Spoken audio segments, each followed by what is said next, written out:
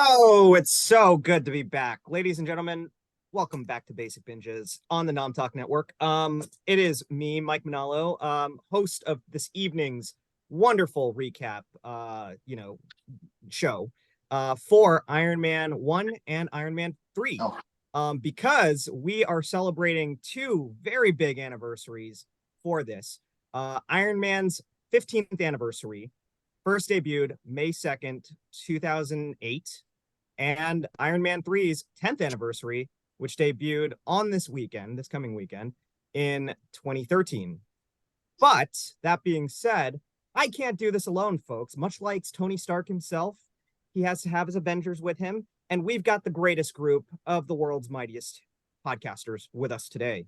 We can't talk about Tony Stark without introducing Toni Sanchez. So, Toni Sanchez, welcome to the show. Thank you for being here and co-hosting with me. What would you like to do an intro? Yeah, hi. Well, I first want to talk about these guys. I wear these a lot on this show, and it's not because I'm like trying to be like cute or like fashionable. It's literally because my neurodivergence can't stand my hair in my face. But I think for today, I think I got to break out these guys. Yeah. This was a birthday gift Nice. from my best pals, and they got me little custom Iron Man Mickey ears. So this is what you're looking at for the rest of the night. I'm sorry to say. So, hi. Are we introducing beverages and snacks yet, or is that later? Yes, we are. What are you eating and drinking? I'm gonna mix this real quick, and it's very much an experiment. So I'm gonna do a splash of this Kettle One peach and orange blossom. Do a little bit of that because I'm not drinking much these days, and I still have to go to work tomorrow. And then we're gonna couple that here with my Arizona green tea with cucumber. And then we're going to do that in this awesome glass that we just got the last Dapper Day. And I don't know if you guys can see that, but it's got a Stark Industries etching on that. Cool. I love it. So yeah, so it was very, very fortuitous that we got this. Very cool. I love it. I love it, Toni. Thank you for, drinking alcohol during an Iron Man, show. That's the most appropriate way to celebrate. Classy. Yeah. Yes, indeed. We also have my fellow Avenger, literal Avenger from the Avengers Initiative, Jen Athey. How are you, Jen? I'm doing well. How are you, Mike? Long time no see. Long time no see. I know. What are you eating and drinking tonight, Jen? And would you like to do an intro? Yeah, hi, I'm Jennifer Athey, and like Mike said, we're co-Avengers on the West Coast Avengers, which is a California chapter of a cosplay service group. And we had an event yesterday helping out the Ronald McDonald House Walk for Kids in the Inland Empire, which was a lot of fun. I am having a Thai beef bowl because my plans to go get a cheeseburger were thwarted by I'm a dumbass and left my lights on last night when I got home. So my car would not start for me. But I figured, a Thai beef bowl, it's about as authentically Asian as the Mandarin was. So, and there's beef, so it's a cheeseburger. And I'm washing it down with a nice glass of, mango cart. I also turned on my Dark City background from like months ago, so I'm not quite sure how this happened. But yeah, I'm having some mango cart and some water to kind of calm my car stress. And I'm looking forward to talking about these movies tonight. And I love your Stark Industries jacket as well, or sweatshirt as well. Yes, thank you. I noticed now my camera is no longer mirrored too, so this is exciting technology night for everyone. It's great. I mean, you can't do it like a show about Tony Stark without, talking about tech failing, basically. Yeah, I know. It's just there we go. There we go. Yeah, there we go. We got the arc reactor. There we go. Yes. His stuff rarely ever fails, but occasionally there's bugs. Okay, additionally, in addition to the wonderful Toni and Jennifer, I am also accompanied here by my fellow blazer wearer, Jack Vega. How are you doing, sir? Looking very dapper. Thank you. Doing good. Kind of new to Los Angeles. Been here about a year and a half, almost. Well, June will be 2 years. Originally from New Jersey, right outside of New York City, so it came a long way. Very cool. But I like it here, and I've kind of just taking things one day at a time, enjoying it. So there's a lot to see. Not upstate New York, right? Not Avengers Campus? No, right outside of New York City. Very cool. Very cool. Well, Jack, it's awesome to have you on the show. Thank you. Thank you guys for your wonderful introductions. Now back to me. No, I'm kidding. I figured that would be a very Tony Stark thing to say. No, I am so excited to talk about this, guys. I feel like we're talking about both Iron Man and Iron Man 3 collectively. I think it's very important that if we're going to talk about these both collectively, we have to rank them together as kind of a unit. You know, I mean, we can't start out any of these shows without talking about how much we love these shows, how much we love these movies, and what our overall popcorn score is going to be for all of this. So, without further ado, I'd like to kick it to Jack. Jack, collectively speaking, Iron Man 1, Iron Man 3. I know not a lot of love out there for Iron Man 3 and in general, as far as the entirety of the MCU is concerned, but you know, there's some love out there from some people. And I'd like to see if you're one of those people. So collectively, between Iron Man 1 and Iron Man 3, what's your average score? And what are your individual ranks? Just out of curiosity. So like average score between the two, I would say it's got to be around maybe like a 4, you know, because I really like, I mean, I agree with you, you know, Iron Man 1, it was what started the whole thing. And, you know, I know that the Incredible Hulk movie, they say that was the first one that came out before, but I think Iron Man kind of set the bar for all of them to kind of what the standard was moving forward. And the music, the soundtrack, and in the first Iron Man, I mean, everything about it, it was just pitch perfect, in my opinion.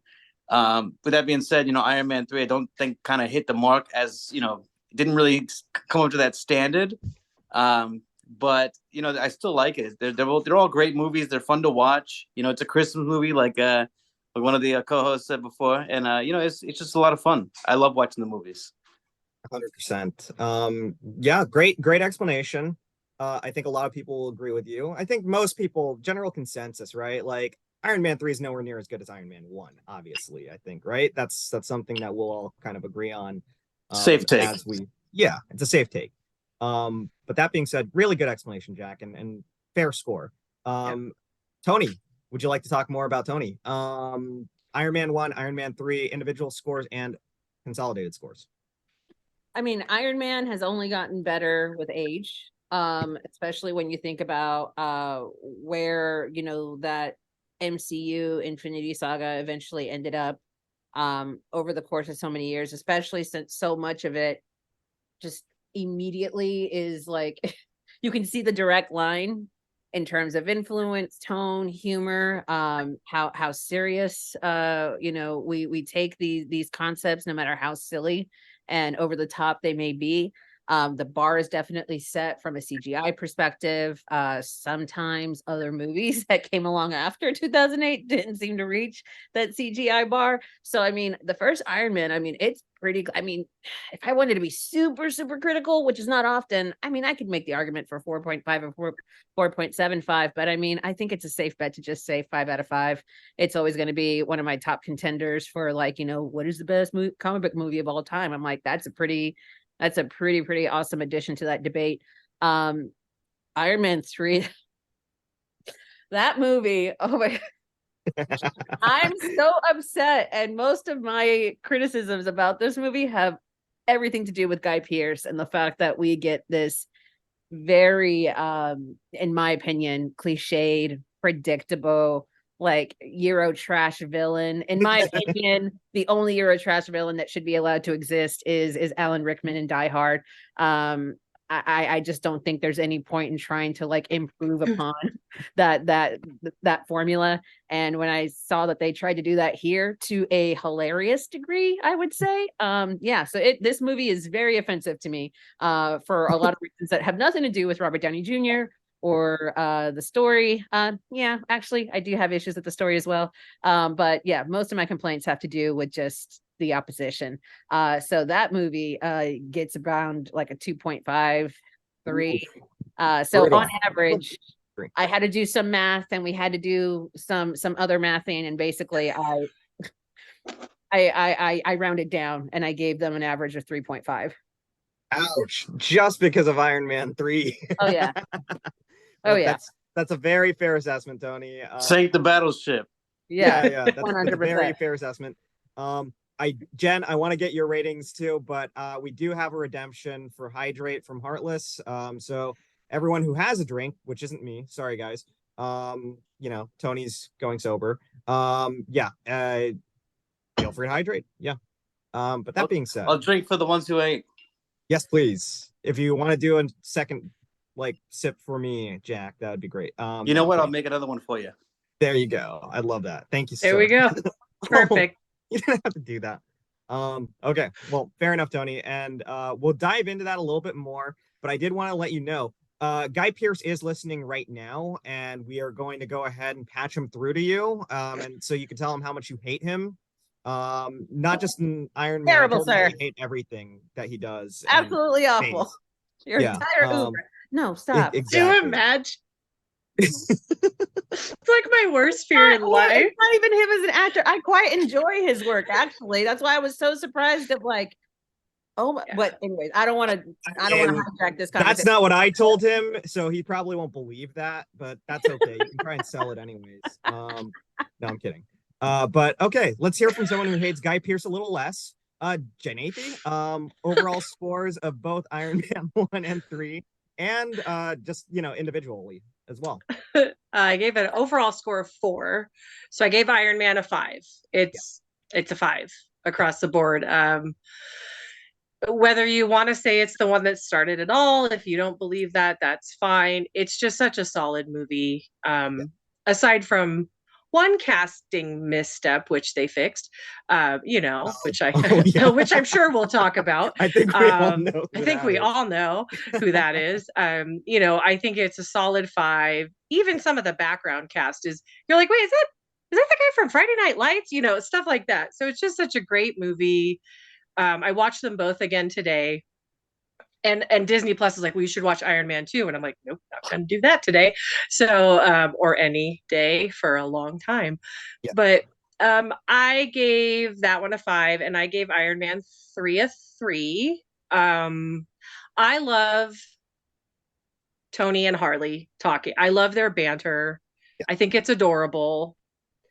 I still have to go back sometimes when I'm watching Endgame and be like, that's not the same guy. But my son also grew over a foot in less than a year. So it's totally the same kid.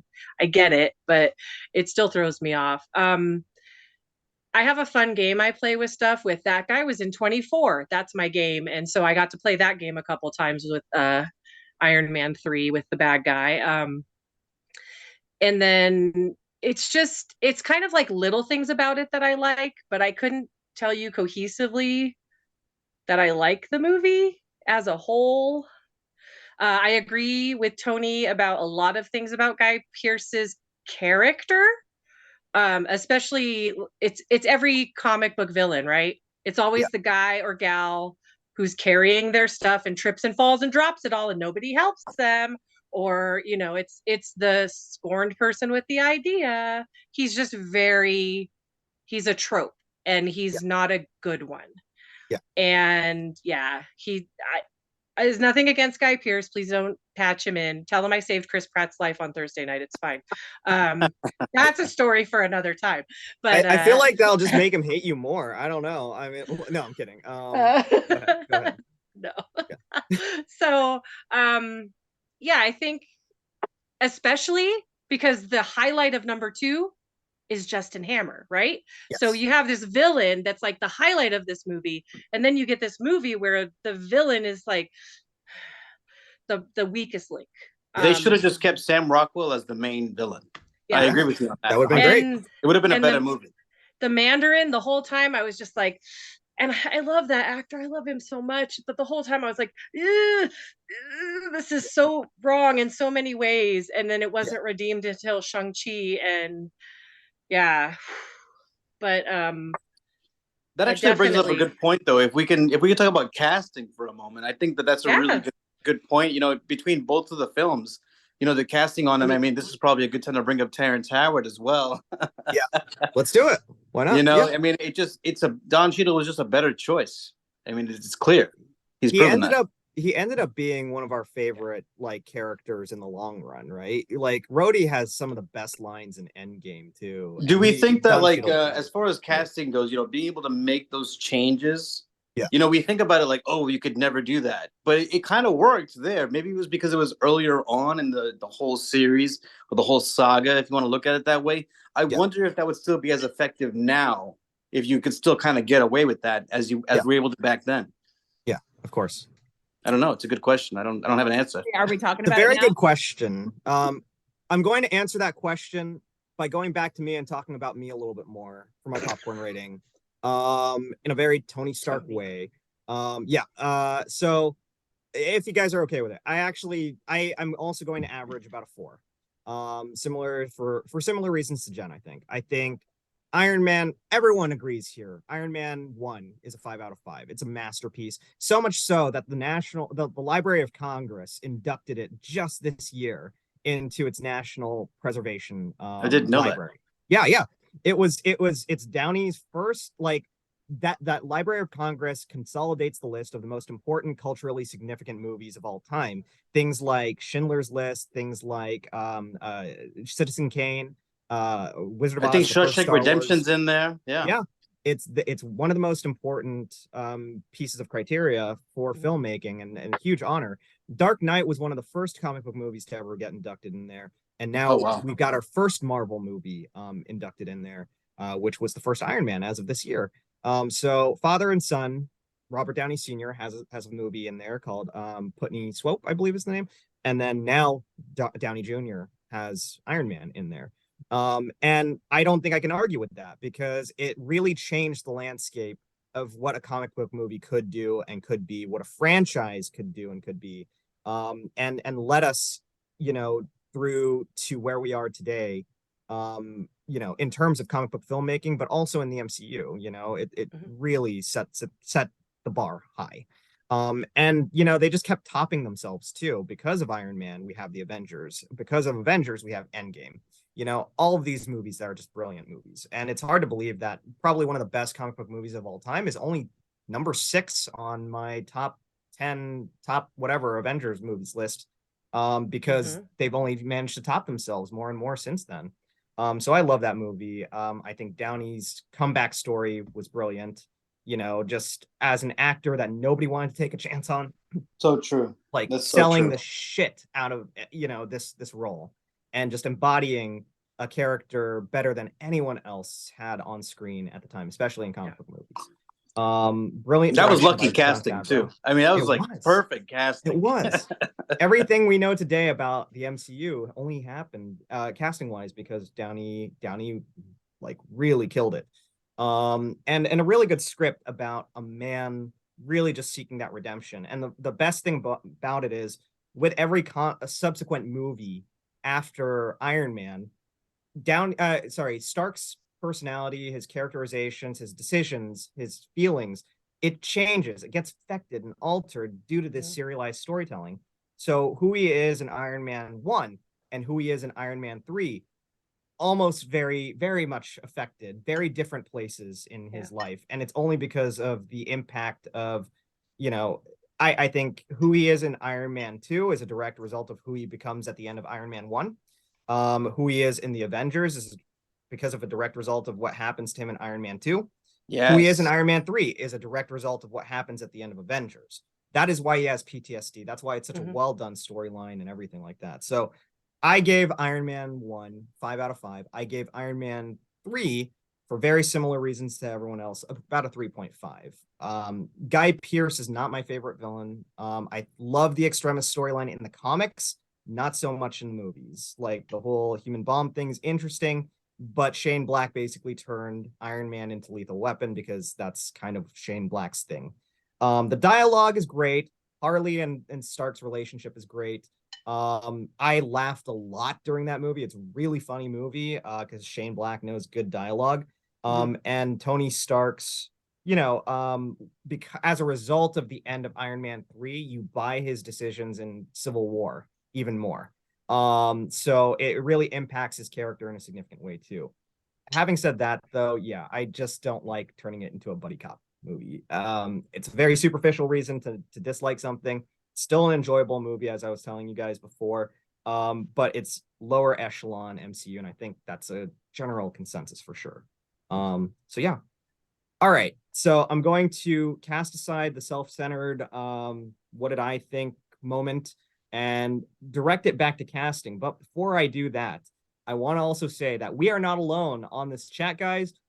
We also have some amazing participants, in the watching the actual show right now. Our good friend Q Ball, our good friend Heartless, and of course, our good friend Andy, who are all in the chat, who have added some really amazing comments too.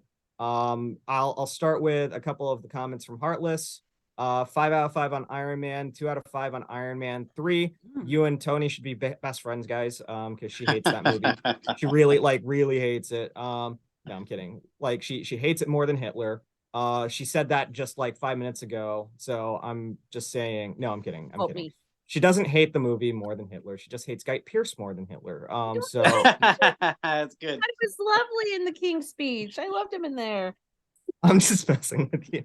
Go find Guy Pearce. Ask him for an autograph, Toni.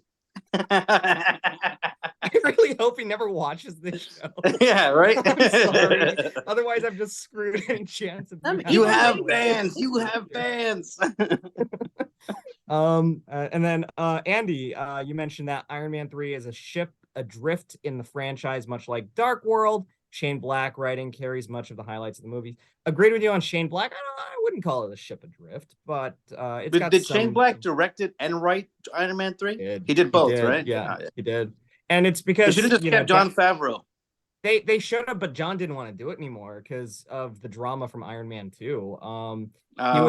He was having a lot of issues with Perlmutter, who was he got a lot of shit for it at the time. Yeah.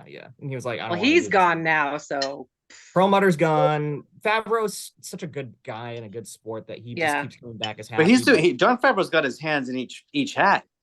I mean, he's doing the Mandalorians, all that stuff, right? Mm-hmm. Yeah, he's the busiest man in the world. In 2019, directed The Lion King, starred in Far From Home, starred in Endgame, directed a full season of The Mandalorian, and did the Chef Show all in 1 year. I'm like, Scheisse. That man runs on batteries. That's the real Iron Man. Whereas Shane Black gave us The Predator afterwards, and we don't want to talk about that. Anyways, Andy also said the recurring trend of Christmas is a trope Shane Black likes. Absolutely true. And he incorporates in scripts like Lethal Weapon. Also, the cultural misappropriated villain. Andy didn't like that, and shoehorning that they did get this film to play in China with a smaller, forgettable side plot exclusive to that region. True. Oh crap, I didn't see this, but sorry guys, Heartless redeemed sing mode, so we are all going to have to sing our responses for the next couple of minutes. Very apologetic about that, but we got to give the troops the show that they deserve. So let's talk about casting. Outside of Guy Pearce, who we've talked about for quite some time, let's circle back to Terrence Howard. Jack and Jen, you guys had strong opinions about Terrence Howard. What would you guys like to talk about in regards to his replacement, Don Cheadle, and his first performance in that first movie? This is very difficult, by the way.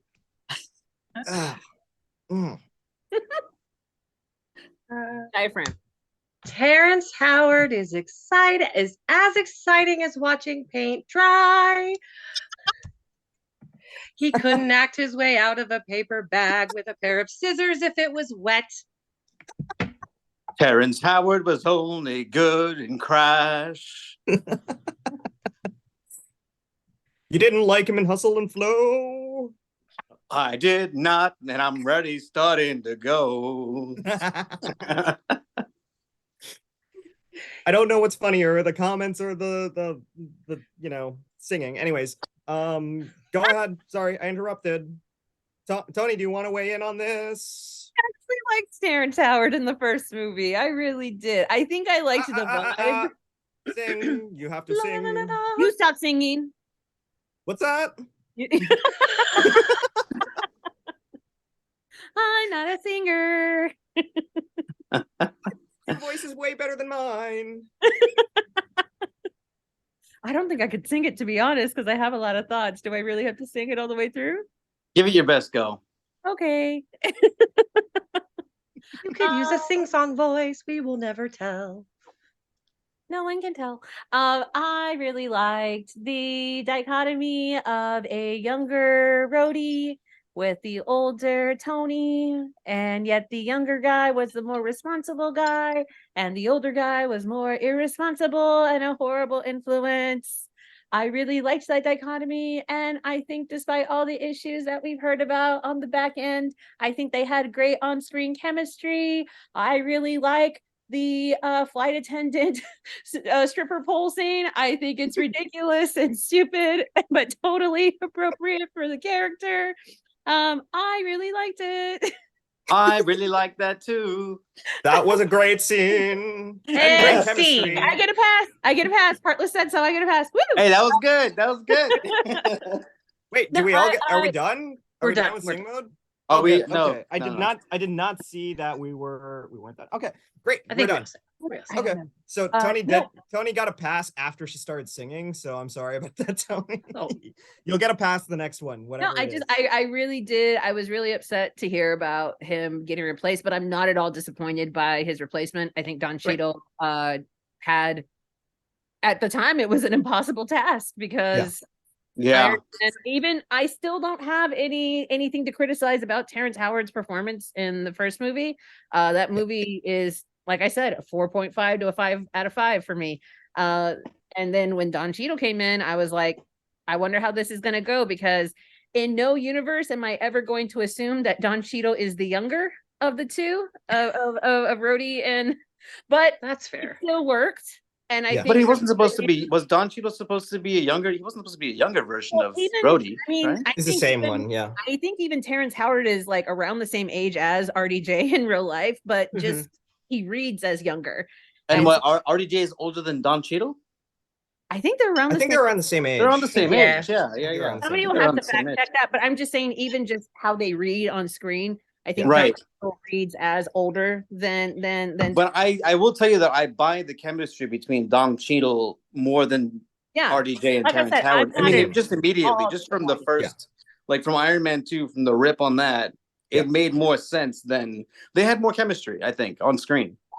I think it was interesting because there's a couple of dropped lines here and there, and maybe I'm remembering some lines from some cut scenes, but there was something that Rhodey says in the first Iron Man film about Tony being more of his mentor, or oh, you've shown me something along those lines where He it's, didn't sell it right. I know what you're. Yeah, I know Yeah. what you're referring to. and then of course that's dropped once Don Cheadle comes in. But again, it's a new take on the chemistry. I think it still works, even though it's a different kind of chemistry. I also really like when Don Cheadle's in a comedy. He's very rarely in a comedy, which sucks because he's so good at it. Yes. Yeah. He is I good at hate it. that even here we've kind of shoved him into the straight man role. Yeah. But even though he plays it like beautifully, like his scenes wherever he actually, like, what is it, War Machine Rocks or whatever it is, like I'm like that With an X, all caps. right. Like I'm not mad about it, even though I really did enjoy Terrence Howard. And I've always heard that it was his reps that kind of like played the whole like pay me more, pay me now kind of thing. And then Terrence Howard found out about it while watching the news, or like he just found out about it and then I find that a little hard to believe. Yeah, I feel like Terrence Howard may have put. I mean, He must have had hearsay. he must have had a hand in it. I mean, maybe it was his agent's idea originally, but he definitely had the ability to say one way or the other. I definitely. What I've heard is that he overestimated how much people enjoyed working with him on the first one. So the first opportunity that Marvel could kind of cut him loose, and when his reps were like, he'd like to be paid more, like, well, we can't do that, so thank you very much and goodbye. Yeah, And we're already it paying is- Robert Downey Jr. it is a bold move as well to request he got paid more than RDJ on the first movie because RDJ was Really? considered a liability. Mhm. But it is a bold move to ask to continuously to be paid more even for the second movie than RDJ still, when the real star of Iron Man, rightfully so, was freaking Iron Man. yeah, but So nobody made more on that first movie than Robert Downey Jr. because all of his money was on the back end deal. It wasn't potentially in the long run, I suppose. Yeah. Well, no, Right. it was all on the back end. It was all like, hey, if we make X amount, then you get a percentage of that. That's why he's been consistently. I think it's only been in the past couple of years, ever since he stopped making Marvel movies year after year, that he's been unseated as Mhm. the most well-paid guy in Hollywood. So I mean, Until The Rock, but yeah, Oh wow! So RDJ for a while was the most highly paid. consistently, he was. year Yeah. after year after year. Yeah, because, Really, just because of the Marvel movies. because Yeah, he's always been on the back Wow. end, not But the. it's not hard to however much believe. they're paying Yeah. him. Like It's I just not- in didn't know. 2017, he was like the third highest paid male actor in Hollywood just because he was in Homecoming. and he didn't even have that huge a role in Homecoming. That was such a was, small cameo. It was like a $40 million cameo. Yeah. Yeah. Wow. Like, Imagine that. we'll give you 2% or whatever the percentage is. Like, Yeah. we'll give you X amount of percent. Just thinking like everyone, Iron Man was an indie. But let's be honest, he earned Like, every Yeah. damn not cent of that, you know. 100%. He did. But Yeah, nobody he thought totally. it was Yeah, going to be. I mean, I watched his audition what it tape is for Iron now. Man. It was incredible. The audition was incredible. Yeah. He was phenomenal. The comic book movie industry would be nothing if it wasn't for Downey Jr. and his performances. Yeah, he definitely he set it up. He sold it. You know, he sold it in a way that like, oh, okay, this is not just a comic book movie. Yeah, and like, you're right. Like the Dark Knight with Christian Bale, like, they kind of like Christopher Nolan cemented that like realistic kind of, hey, take this seriously as a medium, you know. But I think like as far as Marvel goes, you know, where you're taking kind of different liberties, I think maybe more so than DC. I could be wrong. I'm not an expert, but I think that that the way that Jon Favreau and Robert Downey Jr. were able to sell the first Iron Man, it really kind of it said, hey, we can do this and we can have a big audience for it. Not just people who read comic books or, you know, children. It's everybody can get involved on this. And to be honest, I mean, like I'm going to be frank, like as a comic book fan, as much as I love The Dark Knight, you know, I think Nolan, he consistently put himself above the material. And that's the difference between a Marvel movie and a Christopher Nolan movie or a Zack Snyder movie. It's a, you know, Marvel prioritized the material above everything else. I agree with that. As a comic book I agree with fan, that completely. I wanted a comic book movie. I wanted a movie with realistic characters, but in a fantastical setting. You cannot have Superman in The Dark Knight. You cannot have a Justice League in The Dark Knight. You can't even have Clayface or Man-Bat or any of Batman's rogues gallery. It's true. Because it's true. Nolan wants a dramatic, realistic Gotham. Right. I'm like, grounded. fine. Yeah. You make great movies, but you know what? My ticket's going to an Iron Man. I had more fun in that movie. It was what I wanted to see in a comic book movie. And it felt like everything that I've always wanted to see put to screen since I was 6 years old, you know, or 8 years old or whatever, you know, and I like Nolan's movie. It's a great movie, but when I'm going to a comic book movie, I don't need a lecture about the dichotomy of good and evil and the nature of man to do both. I just want really fun. Like that's a really very good way to put that. Yeah. Yeah. You know, don't lecture me about my comic book movies. Just give me my comic book movies. Damn it. You know? I will agree with you that I will say that Iron Man was more fun than The Dark Knight. Yeah. You know, I love The Dark Knight. I love like the performances in that as well. And the direction in that was great. The use of the IMAX camera was great. You know, I have a lot of great things to say about it. I can go on and on, but I will say that, yeah, you're right. I had more fun in Iron Man than The Dark Knight. Oh, yeah. Yeah. Jen, what's your take on all of this? I mean, like, well, we went all over the place, but Don Cheadle and Terrence Howard. Charlie had some strong feelings there. Charlie had some strong feelings, and then Dark Knight v Iron Man in the summer of 2008. Yeah. That's cute that you think I remember the summer of 2008. No. I did not see Iron Man in the theater, full disclosure. I've seen it about 50 times, but I've never seen it at the theater. And it's the only Marvel movie my sister has ever seen on a date, I believe. But no, I was in a really weird place in my life. So it was not, movies weren't on my radar. I was recently divorced, 2 small kids, just trying to get through life. So yeah, I never saw it in the theater. Dark Knight, definitely didn't see that. I don't think I've even seen that, to be honest, because ever. No. Got to put that on the list for sure. Which one is that? Just refresh The Dark Knight. The Dark Knight. Is that the one with Heath Ledger? Heath Ledger Joker, yeah. Yeah, no, and I haven't actually, no. I watched the trailers and I was like, you know, this movie's just going to depress the living shit out of me, so I'm not going to watch it. That feeling especially never after goes he away. died. Yeah, so I'm like, you know, goes away. I'm gonna skip that one. I was also really busy. I like to organize groups apparently and run them. It's just a thing I've done throughout history. So I was actually running a ghost hunting group at the time. So, cool. You know, movies weren't a big thing, but you know, I think I would have gone to, had I been given a choice of 2 tickets, I would have gone to see an Iron Man, because I remember watching Robert Downey Jr. in movies when I was younger, before he really hit the skids. Yeah. And I love a good comeback story. I believe everybody deserves a second chance. And don't cry. I am so proud of him. And I love what he has done and the life he has built with what he has been given, because people squander their second chances all the time. Yeah. And he has, he's exceeded anyone's expectations with it. And it's beautiful. It's beautiful. And look at this. You look at this universe he gave us. Absolutely. If Iron Man hadn't done so well, cameo. Yeah. Charlie loves a cameo. He's got a new collar. He's trying to show it off, you know. He's got a new bow tie. So he's also drooling on me, which is delightful. But no, I think, and I have thoughts on DC movies. Don't eat my dinner. I've tried to watch them. I've watched a sampling, and for one, they're so dark lighting wise, I can't see them. They don't do it for me. Yeah. I can't get into any of the characters. There's too many I love Michael Keaton's Batman. I will say that. There's too many iterations of the characters out there. There's Batfleck. Just give me Michael Keaton and Kevin Conroy's voice as the animated Batman, and leave the rest of, and Chris Reeve as Superman. Kevin Conroy, hell yeah. Yeah. And then Kevin Conroy, greatest Batman. Sorry. Absolutely. Oh, and Linda Carter, Wonder Batman. Woman. Yeah. So I'm just showing my age with all of this, though. I realize that. But oh no, I'm like 70 on the inside. You're fine. You're young.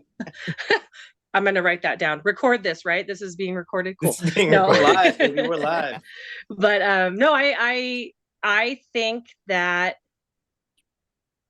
I don't know. There's nothing like watching that scene where he's standing there with the mountain range behind him and his arms thrown back, and those little missiles hit, and that shockwave. I don't know. Everything about that movie is so fun.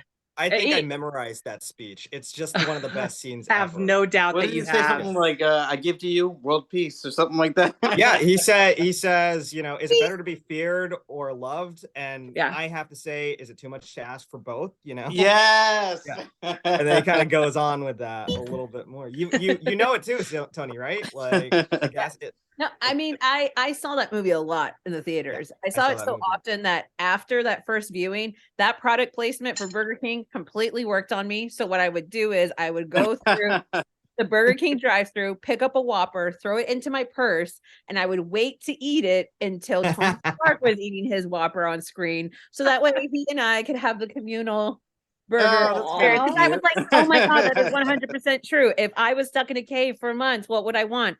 I'd want the damn burger. Cheeseburger first. Yeah. Exactly.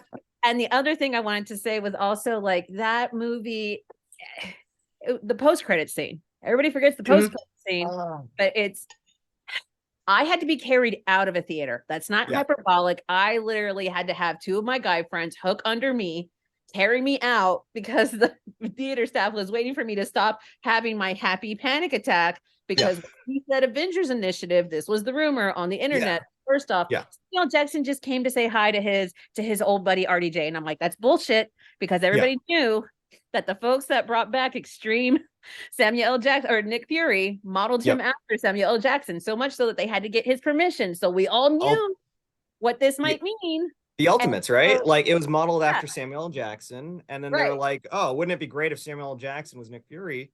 At the end of that movie, Tony, I agree with you. I remember it. It was opening night, in college for me, and I assembled. No pun intended. By the way, I've been neglecting the chat, and there was a redemption for You're So Punny, and that would have totally worked, but it's not for me. It's for Jack. So Jack, after this, you have to tell a pun, but. That being said, I think I can do that. Yeah, I think you can do that. I'll give you some time to think of one. But I assembled my entire hall, and we went to go see Iron Man. They were asking dumb questions, because I was the only person that read comics and loved comics since I was like a kid. And they're like, "Why is it iron? Why shouldn't he make his suit out of like titanium or something?" And I was like, "It's just a name, guys. It's a name. It's made out of titanium. Just stop asking dumb questions and watch the movie. You sound like my mom right now, you know." Anyways. And then at the end of the movie, Samuel L. Jackson comes out, and literally, like, I think 18 people in that audience who read comics were like, "No way!" Because he had the eye patch on and everything. And he was like, you think you're the only superhero in, the universe, you've just become part of a bigger thing, And, he says, I'm here to talk to you about the Avengers Initiative. And all 18 of us in that audience were like, yeah. And my entire dorm floor was like, what's the Avengers Initiative? What's the Avengers? And I was like, oh, and I had to just explain everything to them. And they're like, oh, Captain America, is Batman in it? And I was like, no, that's DC. It was horrible. But no one's asking about that anymore. No one's asking about that anymore. It's been 15 years, and everybody's finally on the same page about what the Avengers Initiative was. But because you stood up and said there was an idea to bring together a group. I wish I did. I really did. That would have been awesome. But those lines, by the way, written by Joss Whedon exclusively for the 2012 movie. I believe there is a mantra, something like, there came a day when the challenges, became too big for one super. Stanley wrote it. I don't have that committed to memory, because the one that I do have committed to memory is there was an idea, but that being said, yeah, there was definitely a mantra for the Avengers, and that's what I ended up explaining to them back in the day. But that being said, any other thoughts on the final, the post-credit scene, that first? Yeah, I have a thought about the post-credit scene. Think about the confidence that the production team had to have to incorporate that setup for Iron Man. I mean, essentially, aside from the Incredible Hulk with Edward Norton, that's really the first movie to begin everything. Yes. And then you're saying, hey, we're going to set up a movie with the Avengers, with the idea that you're going to have to make a movie for Captain America, for everybody else, to assemble this team. That's a lot of confidence from a practical standpoint in Hollywood to make movie after movie after movie and say, hey, we're going to somehow blend all these together. We're talking about an era that had, The Dark Knight. Okay, that was probably the most successful, but even Spider-Man with Tobey Maguire and Sam Raimi, that kind of suffered and kind of felt loose, through the third movie. Second one was good with Alfred Molina, but to plan all of that ahead of time and to put that in the post-credit scene, that takes a lot of confidence. Yeah, and Hollywood was a very different it was a very different place at the time. Sure. Right. I think the bigger bet was, because the fear was well, how can you put together the Avengers without your two biggest, stable of characters? Because the most successful characters at the time was Spider-Man and the X-Men, and they were not, and they have the rights to them. So then when you brought the list of who they actually do have, and there was a lot of articles about who might actually make up the Avengers, it was basically it became the six, right? And people were not excited about that, because people forget Thor, Captain America, even Captain America, as famous as that name is, he was firmly B-list for a while. He hadn't been popular in a long time, especially. Sure, definitely under Spider-Man or Batman for sure, yeah. Yeah, so I was excited for them, but that's right. No, we were, because we're a bunch of nerds hanging out in the comic book shop. But to anybody else outside of us, what did those names mean to anybody? Nothing. Wait, I'm a nerd? What? Definitely, mate. Oh, we didn't tell you? You didn't get the memo yesterday? I didn't get the memo. What? I thought I was cool. Anyways, sorry. Go ahead. Sorry, Toni. I interrupted. No, that was basically it. The bigger bet was also the fact that they took these B and C list names and turned them and transformed them into A-list names. Now, the X-Men and Spider-Man, those are still huge names, but when you compare now what kids are wearing and the merch that they're buying and who they're super excited to see, it's Iron Man, it's Thor, it's Captain America. It's but isn't Spider-Man still the most popular? Popular? Sure, no, absolutely. No one's I think worldwide, isn't he the most popular? Yeah. Oh, he is, yeah. But it wasn't until That's crazy to think about too. It's because I actually don't know if Spider-Man's my favorite. I like him a lot. He's great. Yeah. As a character, not regardless of what actor's playing him. I think Spider-Man's a great character, but I don't know if he's my favorite. 8 years old and younger, that's a strong demographic. Trust me. When we go to we're gonna be going to an event, the number one question can you bring a Spider-Man? Yes. We have like 900 and we will bring you one. He's very popular. Super popular. Sure, yeah, no, and it's I'm worldwide. not Part- implying that he's part of not, the- but I'm just saying that, like, Yeah. now when kids are super excited about Yeah. their favorite Avenger, Yeah. especially at 2008, 2012, they weren't thinking about Spider. Yeah, No, sure. They they weren't. weren't They thinking weren't. about Iron Man or Captain America. In You know, fact, I mean, both my parents are from Brooklyn, but I still actually like Spider-Man more than Captain America. there you go. But in fact, I mean, to that point, Tony, 100%. You know, 2008 was a weird time. Not to diss Sony Pictures, okay, or anything like that, but it was revealed that Sony Pictures had the opportunity to buy the entire Marvel library, right? Like the characters, all of that. And one executive at Sony Pictures literally told them, nobody gives a shit about any of these heroes, just buy Spider-Man. And then Marvel went independent, decided to do an independent studio, took a gigantic loan out of Merrill Lynch. And Wait, then, how? How was Marvel independent? Marvel at They the weren't time, attached I to a guess, studio. they were getting backed. Yeah, they were getting backed by. They wanted to be their own studio. So they were. And Kevin Feige was behind it. Paramount Pictures was also kind of backing them a little bit. And they went to Merrill Lynch, got a loan. They were like, we're tired of people doing our movies, you know? I mean, like, Sony's getting Spider-Man money, Fox is getting X-Men money, they're getting Fantastic Four money, they're destroying Fantastic Four, they're destroying Daredevil. You know, we want to get our property back. And you know, they put out that loan. And they were like, well, here's the game plan. If we're going to get the loan, what we want to do is do an Iron Man movie. And then we want to do a Hulk movie and a Thor movie and a Captain America movie and lead that up into the Avengers, a crossover movie. And nobody believed them at the time because they're like, comic books are comic books. Movies are movies. They're not, never the twain should meet. But freaking hell, it did. You know, wow, the gamble that's a clearly crazy paid story. off. Yeah. What are we at now? 25 movies? For the MCU? We're at 32. I think we're at 32. Was that what? Because they said the other night, and I think I blacked out at the number, but it was 32. I think we're at 32 because I think Wakanda was 30, and then Quantumania, and then now we're at Guardians. Guardians. So I'm gonna really try to like divide the audience here right now, but like, do you really? I think that DC's kind of missed too many marks to catch up. I think under James Gunn, there's a good chance that they could start making really good quality product. And if the product is good, that's all that matters. It doesn't matter if it's too late or too little. Right. If the quality is good, people will jump on. I don't think they need to catch up because I don't think it needs to be a competition. Yeah. I think they just need to redirect. And I think James Gunn is 110% the person. I'm sorry, my cat is making the cutest faces at me. 110% the person to do that. Stop it. I agree. I agree with that. I agree. I think James Gunn will do a great job making leading DC. Look, as DC fans, all we really want is an apology and scorch earth. And I think we want scorch earth first. But we're gonna get scorch earth at least, and I'm okay with that. If we get scorch earth, then that's fine. But yeah, I think unfortunately DC just got off on the wrong foot because they chose the wrong guy to godfather them, someone who had no real understanding of the characters, which was Zack Snyder.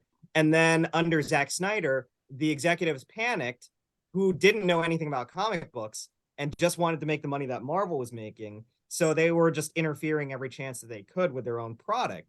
And then it became really ridiculous because a movie like Wonder Woman comes out and actually is a hit after something like Batman v Superman flops, and you don't know what to do with this universe anymore because you have hit and miss. So the only thing that you can do is scorch earth everything, start from scratch. The Apology could be a good movie for once. And with James Gunn directing Superman Legacy and writing Superman Legacy, a guy who actually knows the comics and has been reading comics since the 70s with his dad, I think we actually have a good chance of making quality product. I know we're kind of getting off topic with going into DC, but do we know who's in consideration for Superman Legacy for the lead? I don't, but my prediction is we're going to get an announcement at Comic-Con. And I think if they do that, if they do that this July, that'll be the first time that DC beats Marvel in the Hall H panels, because Marvel has consistently whooped their asses every single year with really good announcements. Last year they brought out Black Adam and Shazam too. Yeah, sorry, I can't say that with a straight face. Misstep. They're big. But you know girls, what black though, with Adam. this Flash movie, I know that the whole Ezra Miller thing is kind of problematic, but I'm not Kind gonna of. lie to you. When I was watching the Super Bowl and I saw Michael Keaton appear, I lost my shit a little bit. Yeah, I will say without saying anything, I will say Michael Keaton's the reason to watch that movie. Tony. Were You we saw it? Iron Man 3? Yes, we should talk about Iron Man 3. Sorry Yeah, about that. yeah. By the way, Jack, you still need to do the pun. Oh, have you guys anybody ever have a taser? Like for No. self-defense? No. You should get one. They're stunning. I like it. I like it. It works. Hopefully that satisfies you, Heartless. By the way, Heartless also redeemed hydrate. So everyone hydrate. There's been a lot of conversation on the chat, and I'm sorry, guys, that we're getting so engrossed in comic book nerd talk that we've been neglecting you guys. But Tony's absolutely right. We do have to get into Iron Man 3. I think we talked about Iron Man 1 way too long because, let's be honest, we wanted to talk about Iron Man 1 more than Iron Man 3. But okay, let me, if I may, kick it off. I will defend Iron Man 3. I will defend it. It's not the best movie in the world, but it actually is an interesting movie. Watching Tony Stark have to combat PTSD after the events of the Avengers makes a lot of sense. You can't just go into an Iron Man movie after he threw a freaking missile into space and destroyed a Chitauri warship, without actually, having some ramifications about it. Him being tested by that, plus his relationship with Pepper being tested by that, plus also us as an audience having to figure out if Tony Stark is actually a superhero based on his own merits, or is it just the suit that does everything? That is an important lesson to learn, and one that he ends up imparting onto his mentee, Peter Parker, in Homecoming. Very good. I mean, when he says in Homecoming, if you're nothing without you're nothing without the suit, then you shouldn't have it. That's from experience. Wow. Tony Stark has That's to a really good point. Yeah. He has to go through Iron Man 3 in order to get to that point where he is in Spider-Man Homecoming, and subsequently where he is in Endgame as well. So it's really important to make those decisions. Yeah. Make those Think decisions. about that character arc. That's pretty incredible. Yeah. It's a brilliant one. You know what's a really, really interesting point, if I may? Yeah. You can kind of parallel the character arc between Tony Stark and Robert Downey Jr. as a person. Yeah. The improvements, right? Like there's a parallel. Hitting rock bottom and then coming back up, it's why he was born to play it. When they announced that he was going to be Tony Stark, I was all for it, because at the time the biggest thing about Tony Stark was that he was an alcoholic, and he had to overcome these demons. So who better to do that than someone that actually has that experience? And he just knocked it out of the park. But that's why I like and defend Iron Man 3 a little bit more than most. I want your rebuttal, Tony, but before I do, I'll kick it to Jen, because I want to hear what Jen has to say as well. Any pro or con for Iron Man 3 in its defense? Or, not a defense. I like how they handle his PTSD. I like how they develop the character, because I think of all of the characters that we see in the MCU from Incredible Hulk, even though we aren't really seeing them again until Captain America 4. I think of all of them through Endgame, Tony Stark has the best character development and character redemption. And you see that, and he seems like the most irredeemable at first. So I like that about it. Yes. And it's a Christmas movie, and I think Harley's cute as a little kid, because I like little kids in movies sometimes. Sure. And I like the people that glow. And that's the Happy Hogan. Happy Hogan reminds me of my dearly departed godfather in many ways. So I like that. And I like that we think Pepper Potts is gone for a little bit, because I don't like Gwyneth Paltrow. So, do you like her as Pepper, though? Like, do you like Tony and the Pepper dynamic? No, I think that Gwyneth Paltrow's Pepper treats Tony Stark like garbage, and I don't like how she talks to him and constantly implies that he'd be a terrible father and a terrible husband and is not a good I just don't like her. Can we talk about that for a moment? No, I want to let Tony have, because Tony's got a lot to say, and I know, and I'm going to let her have her time. She has to. She has to hour. I could do a She whole has to attack. hour about my Anticipation. feelings. I could see the Go, fire in her go, eyes. Tony, Go, go, Tony. go. No, okay. I mean, I feel like I just got to do a bullet list because I know that we're running horribly over time too. Sorry. Are we?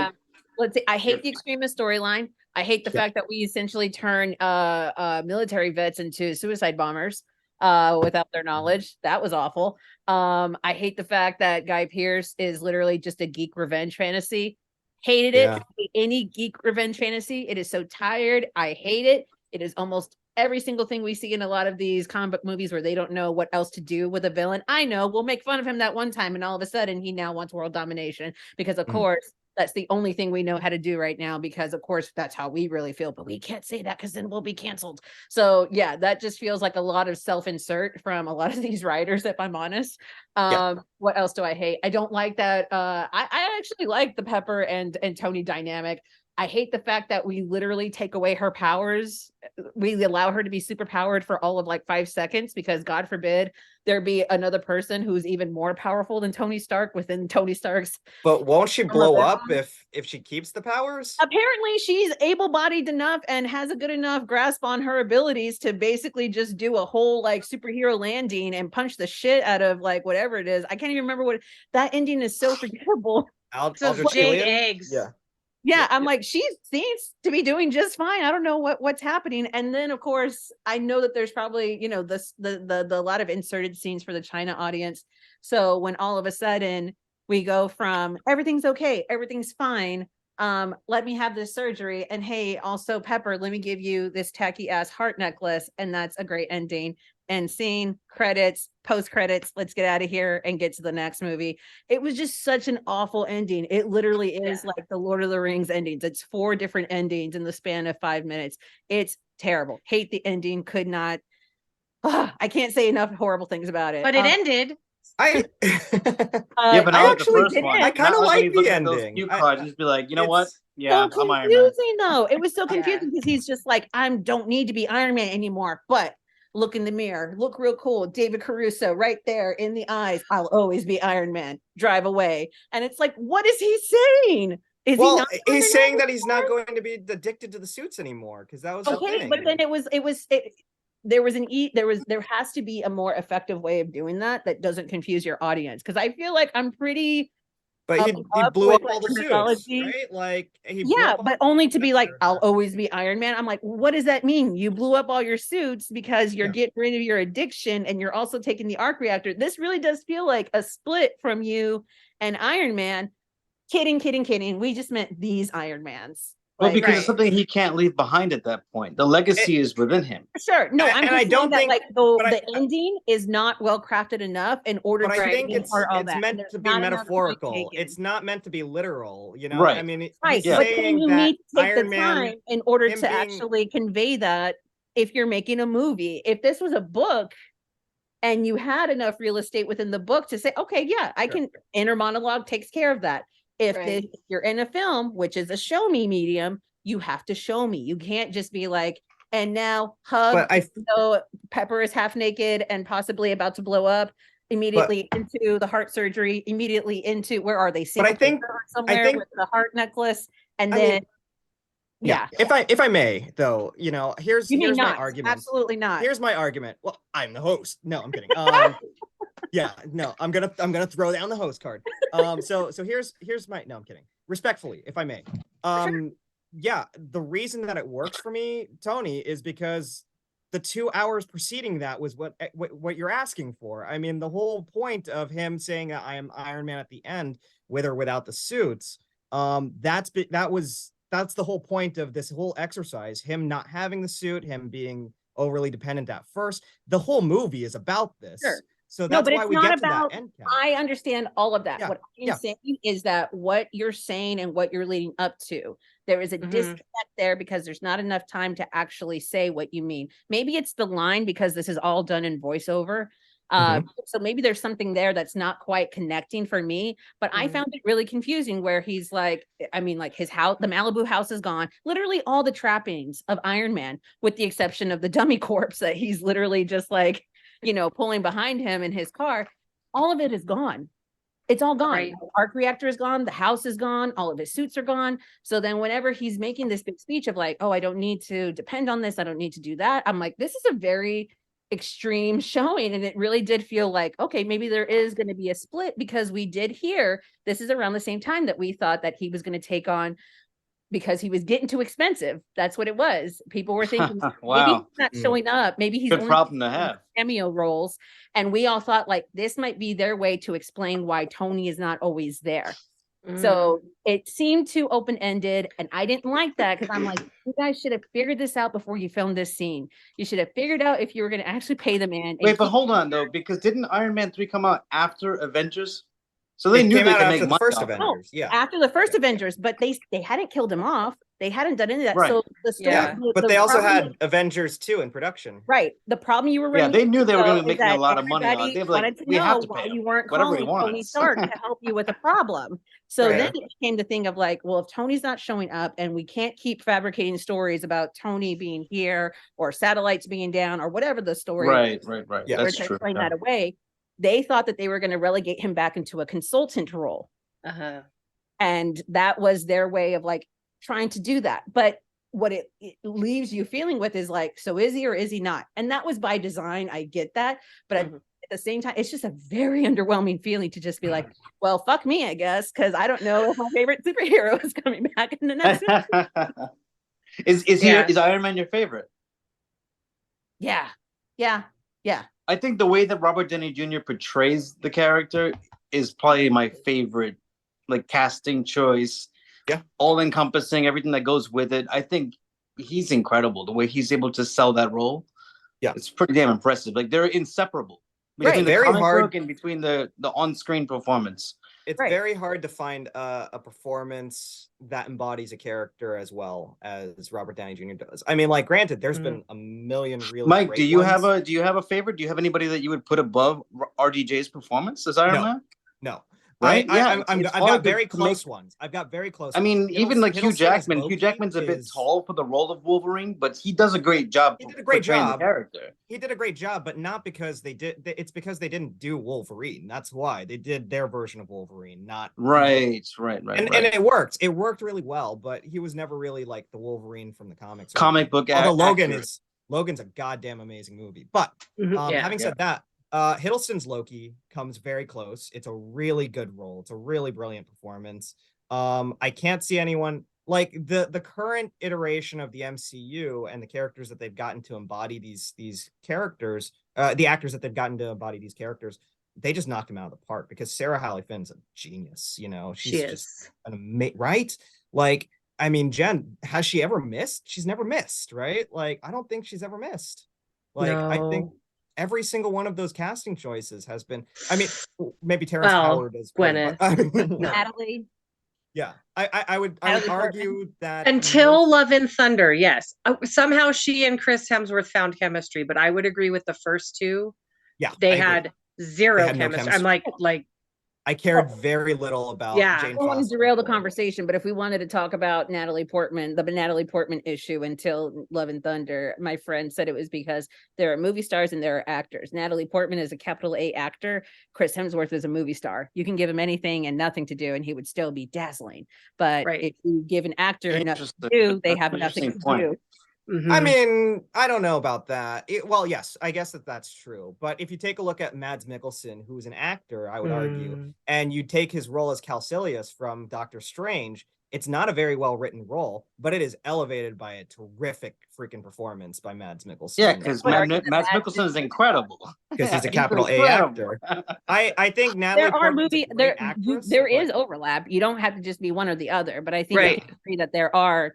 Chris Hemsworth, especially in that first movie, I mean, nobody knew who he was. He wasn't really Yeah. doing much other than just eye banging the camera. But then Natalie Portman has nothing to do other than just be blushy the whole time, and it's just kind of like Yeah. That's it's true. awkward. I You don't know, know. like, can I say doing something? I feel here. like we're giving a little bit more, like too much attention to like only the male like actors.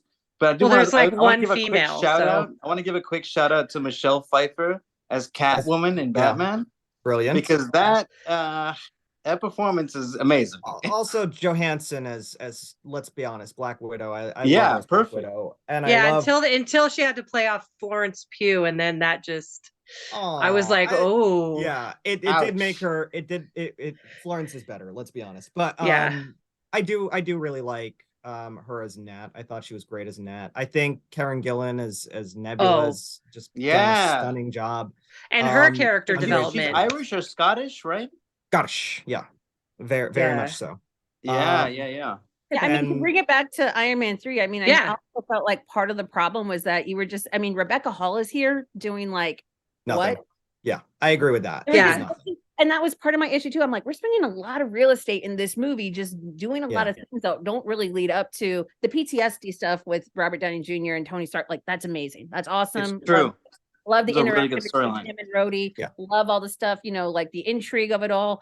But some of this other stuff where they were really like, I know, what if we make people glow? And at one point, Guy Pearce is going to become a fire-breathing dragon for no reason. Yeah. Other than the fact Yeah. that It was Yeah, lame. that wasn't very good. It was And I- lame. You It was know a what misstep. scene went on too long? When they had Tony chained to the bed frame and he's bantering with those guys. And I get he was waiting for his suit to come in, but I was just sitting there like, This No, is- I love Get that. on with it. Yeah, love exactly. that. I agree with you. Yeah, I actually like it's a that. very Shane Black thing to do, to be honest. Yeah, it is. Incredibly Shane Black. I'm surprised there were no exploding toilets. Really. Yeah, I mean, Ah. like that's the thing. The Shane Black part of this, and this kind of goes back to what I was saying about people kind of putting themselves above the material. Mhm. Not that Shane Black did that all the way, but there are Shane Black moments in this that just don't work in the MCU. Tony Stark going full Home Alone on people was kind of dumb. Like the banter on the bed, like you were saying, Jen. Kidnapping the president was a very Shane Black thing to do. The lethal weapon stuff where Rhodey and Tony are running around like with guns and ducking under things. That didn't work for me. It's we're not, no offense to Shane Black. He's not No. a bad writer or director, but I don't think he was the right person to do this movie. I never despite thought his about it close until you friendship guys have a really, really good point about the lethal weapon thing. But now that I think about lethal weapon within the context of Iron Man 3, you're right. They are like fucking exactly the same movie. Christmas time, buddy cops, president. I mean, Right, like, listen, right. I'm all for these directors getting to like be themselves with these kind of like stories. It just felt like we had so many other cool things to talk about, like Yeah. his PTSD, how that's manifesting. I mean, the Yeah. most interesting thing about Tony Stark is always his mental state. That's always been, Yes. like, you know, his Yes. huge motivator. I mean, Yeah. in Iron Man 1, it's his guilt and Yeah. his need for like to redeem himself and make it Yeah. up to, you know, this basically naive version that he used to be. And this one is all just about like, how Iron Man has become his coping mechanism as opposed to Yeah. something that he can offer to other That's people. a great point, Tony. Yeah. Really good That's a point. really Yeah. good And point. I loved that scene though, where they are destroying the mansion and we all think he's about to zip into the suit and be Iron Man. And the suit completely Puts it on you know, Pepper. puts it on Pepper. I was like, Yeah. you can do that? You can do that? And for us who are like waiting for her to be in the rescue suit, we're like, yeah, she's going to Finally. the rescue. And then Finally. we still wait like a long ass time for Eons it. later. It's only 10 more movies or whatever. It was fine. Yeah. But guys, I know we could do this all day. You know, See what you Wrong. did there. wrong franchise. This is but a good group, though. This is a really good group. You've I love assembled a good this. team. This was a lot. Yeah, I think we did assemble a really good team, right? But I know that we're also over time. Again, I can't wait for us to talk again for the next Marvel movie or the retrospective that we end up doing. It was a lot of fun.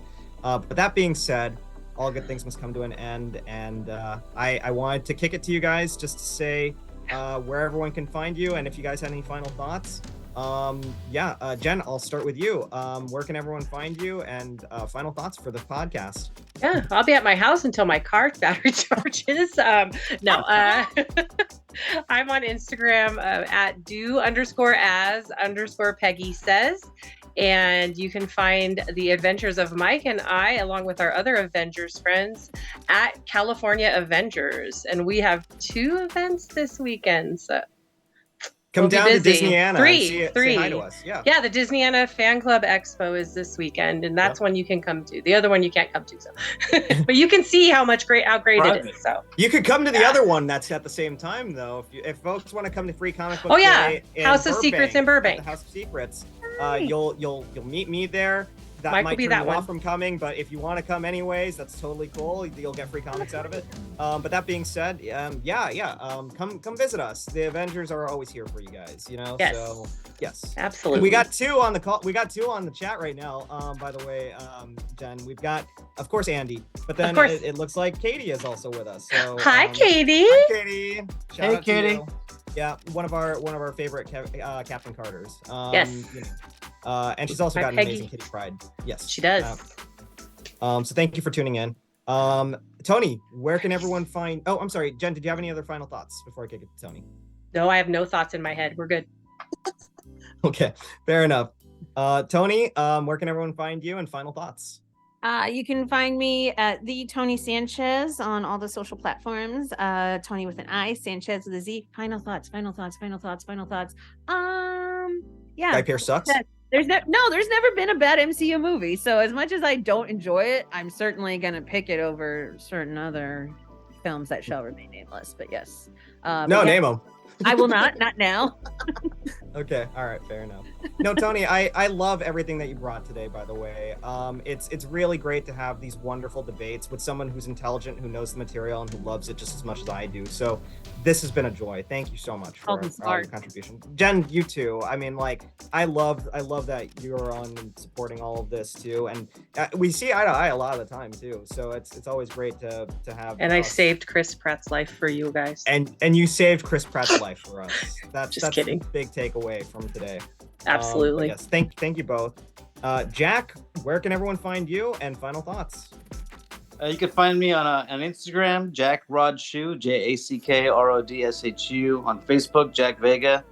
Jack, really been a pleasure. This is the first time that we've done a show with you, and honestly, Yes. you rock the living hell out of it. So thank you so Hell much for your yeah. contributions and your Fuck yeah.